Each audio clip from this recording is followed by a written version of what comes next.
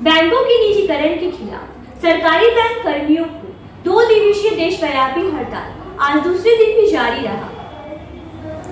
इस दौरान करोड़ों का कारोबार प्रभावित तो रहा ही, साथ ही जनता भी परेशान रही।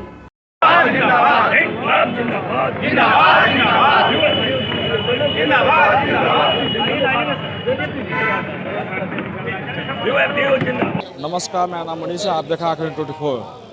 अभी बैंक ऑफ इंडिया के पास खड़ा है और बैंक जो है निजीकरण के विरोध में आज दूसरे दिन भी हड़ताल पर है। आगे की नीति संघर्ष को आगे करना होगा। संघर्ष से ही ये सरकारें सुनती है। अभी तो आपने देखा ना, किसान आंदोलन का संघर्ष रंग लाया है। बैंक कर्मचारियों को भी मजबूर किया जा रहा है कि हम उसी तरह के आंदोलन पर जाएं, जबकि हम ग्राहक हितों में, जनता के हितों में हमेशा ये कोशिश करते हैं कि हड़ताल से बचें। हड़ताल जब बहुत मजबूरी होती है तभी हम हड़ताल पे जाते हैं। और आज भी जो ये निजीकरण का हम विरोध कर रहे हैं वो अपने हित में नहीं कर रहे हैं, ये जनता के हितों की बात है। जो आम जनता की गाढ़ी कमाई के पैसे जो बैंक में वो किसी निजी हाथों में दिया जा रहा है। ये निजी हाथ वाले 1969 के आप पहले के परिदृश्य को जरा सा कल्पना करें, जब बैंक में सभी का एक्सेस नहीं था, सभी लोग बैंक में खाता नहीं खुलवा पाते थे। आज नेशनलाइजेशन के बाद से इलिटरेट अकाउंट, ठप्पा मारने वाले से लेकर और शिक्षित तमाम लोग बैंक में आते हैं। 44 करोड़ जनधन खाताएं एक स्ट्रोक में बैंक कर्मचारियों ने खोल दिया प्रधानमंत्री का आह्वान पर।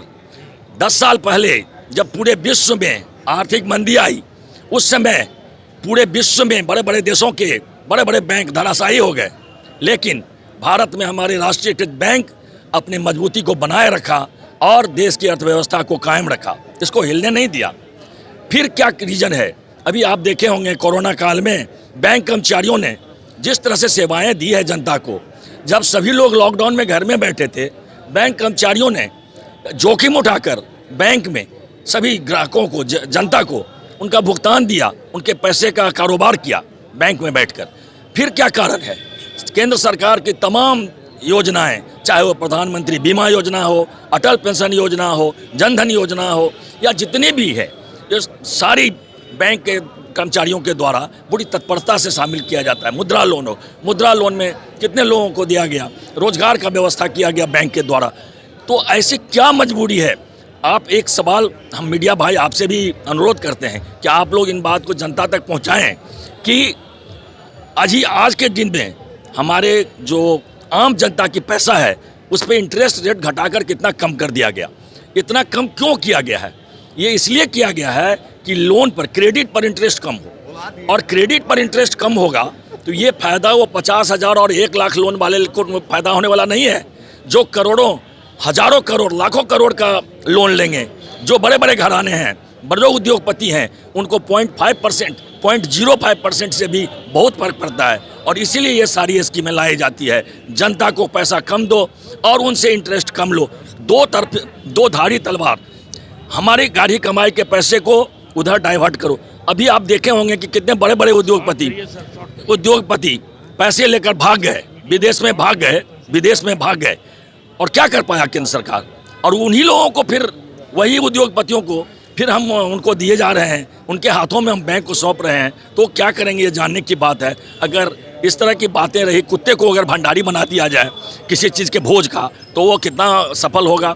ये इस तरह की बातें हो रही है, इसलिए हम विरोध में हैं। 10 लाख से ज़्यादा बैंक कर्मचारी आंदोलित हैं, आक्रोशित हैं। अगर 2 दिन के हड़ताल के बाद ये नहीं मानी गई तो अनिश्चित हड़ताल पर जाने का भी मजबूरी होगी, तो जाएंगे। किसान आंदोलन की तरह करिए क्या? किसान आंदोलन से उसी तरह किया क्या? देखिए, हमें जनता की हित की भी सोच रहती है। हम ऐसा काम नहीं कर सकते जिससे कि हमारे जो ग्राहक हैं उनका हित नुकसान हो। लेकिन अगर ऐसी मजबूरी हुई, जब हमारे जान पे मरता क्या न करता, अगर ऐसी स्थिति आई तो हम कुछ निर्णय ले सकते हैं। जिंदाबाद जिंदाबाद जिंदाबाद जिंदाबाद जिंदाबाद। निजीकरण नहीं चलेगा, नहीं चलेगा, नहीं चलेगा। निजीकरण धोखा है, धोखा है। ये निजीकरण नहीं चलेगा, नहीं चलेगा, नहीं चलेगा। निजीकरण धोखा है, धोखा है। केंद्र सरकार मुर्दाबाद, मुर्दाबाद, मुर्दाबाद। मोदी सरकार मुर्दाबाद, मुर्दाबाद, मुर्दाबाद। मोदी सरकार हाय हाय हाय हाय हाय। मोदी सरकार हाय हाय हाय हाय। अगर आपने अभी तक हमारे चैनल को सब्सक्राइब नहीं किया है तो तमाम और बड़ी खबरों के लिए हमारे चैनल को सब्सक्राइब करें और देखते रहे आंखें न्यूज़ 24, नजर हर खबर पर। क्या आप पत्रकारिता के क्षेत्र में अपना कैरियर बनाना चाहते हैं? तो आज ही royal Ashoka institute of mass communication and journalism में अपनी जगह सुनिश्चित करें। आर्यभट्ट ज्ञान विश्वविद्यालय पटना से मान्यता प्राप्त 100% प्लेसमेंट के साथ royal Ashoka institute of mass communication and journalism नामांकन जारी है। हमारा पता है DS/16 गायत्री मंदिर के समीप, कंकड़ बाग, पटना 8,20,000। आप हमें संपर्क भी कर सकते हैं। हमारा मोबाइल नंबर है 9955456126।